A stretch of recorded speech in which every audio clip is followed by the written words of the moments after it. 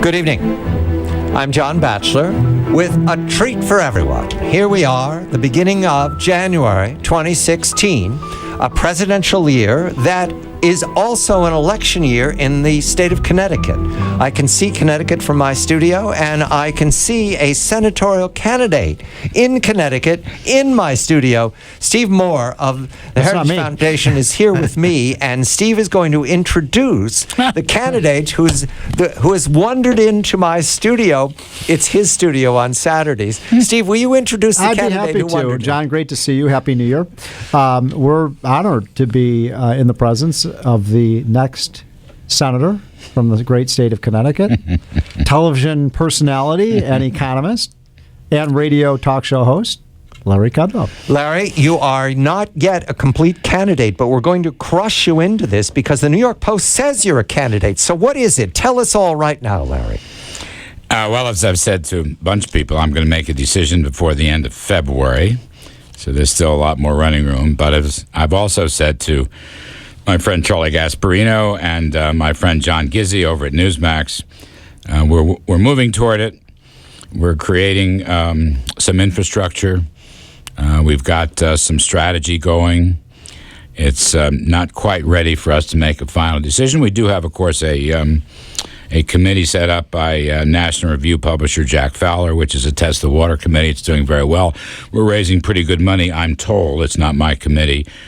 And, John, there's plenty here. I got to say it. This GE story is one big piece of it. Connecticut Governor Daniel Malloy failed to impress officials at General Electric with a last-ditch effort to keep the conglomerate from moving its corporate headquarters out of the state, even after he vowed to match the best offer dangled by other governors looking to lure away the company and its bevy of jobs and taxes. This is Fox Business Network, Charlie Gasparino reporting. Larry, that's a body blow to the state of Connecticut. Yes, it is. It's a terrible body blow. And I must say, putting politics aside, I want GE to stay in Connecticut. But the problem is Governor Malloy, Senator Blumenthal, and all the Democrats that run the state keep raising taxes in order to finance higher spending.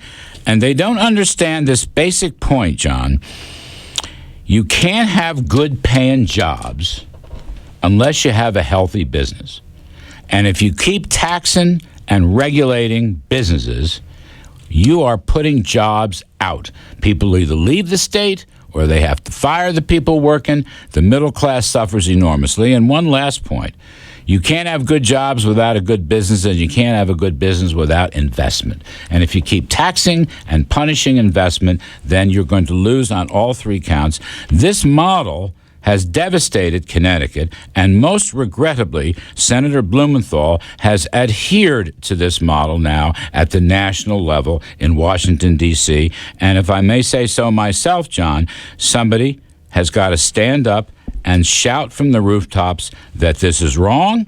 It must be fixed. It can be fixed. I'm an optimist, but it is time for a change in the state of Connecticut. I want to reach to the state of California because joining us now is our colleague Bill Whalen of the Hoover Institution, observing our distress here in the East Coast from the Hoover Institution in Palo Alto, California.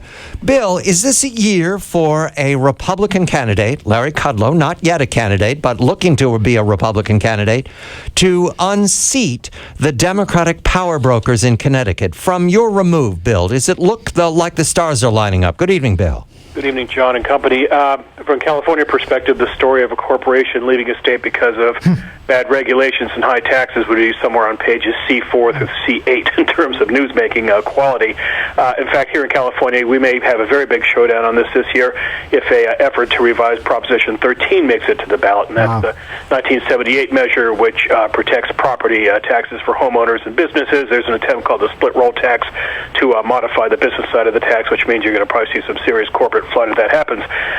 To the answer about Larry Kudlow running for the Senate, yes, I don't know if candidates need manuals. Lord knows Larry Kudlow doesn't need a manual to run for office, but if you would, to be a pretty thin manual in 2016, because I think this comes down to two things in this election: who's going to keep us safer and who's going to keep us prosperous, plain and simple.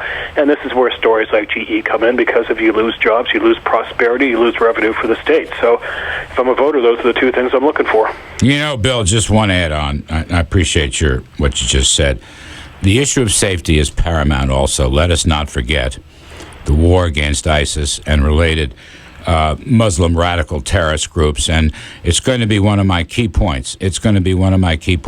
I don't want to contain ISIS. I don't want to defeat ISIS. I want to destroy ISIS and all of the paraphernalia that associates with ISIS. And I need people in Washington, D.C., who understand this urgently and energetically and seriously.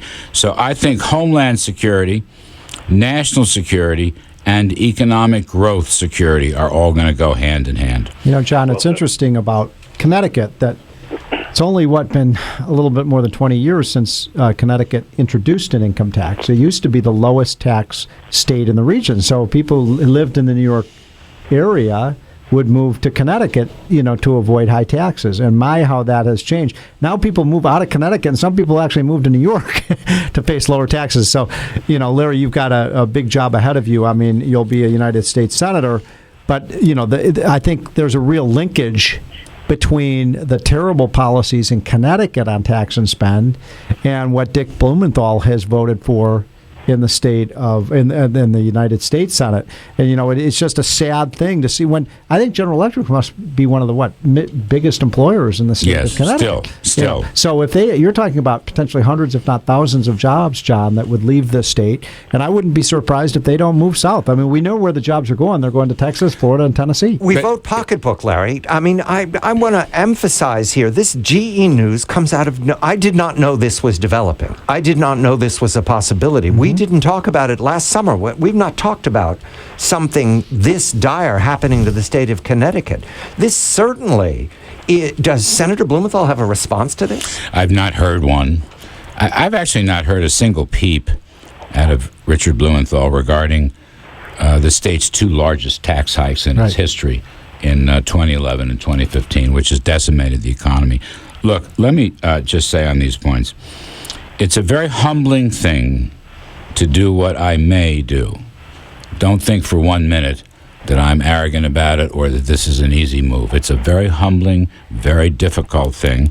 I expect to put my nose to the grindstone, John, though, as I said, I haven't made a complete decision yet. The other point I want to make is I and many others want to keep GE in the state of Connecticut.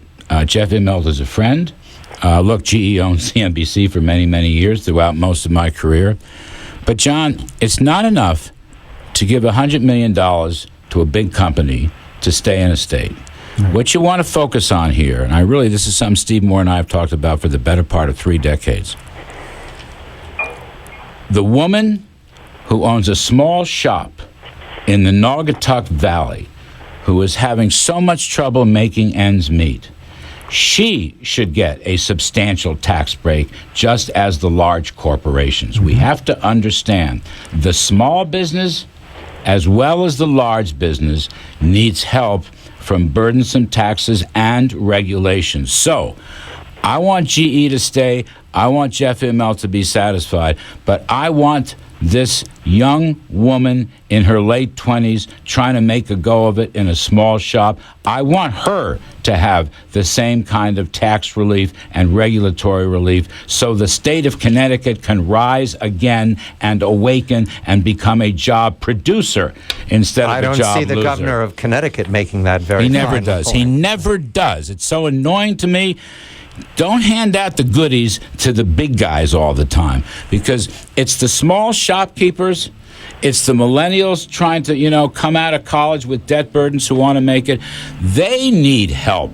They are the ones who will finance the $100 million tax credit to the big corporations. So somebody's got to speak for them. And if I go into this with all humility, and I mean that, tough race. If I go into this, that's what I'm going to say. They all need help. Larry Kudlow of CNBC, formerly owned by General Electric, no longer, and a Demi candidate for the Connecticut Senate seat, federal seat, running against Richard Blumenthal, a first-term senator in Connecticut. That's the most vulnerable time for any senator, Republican or Democratic.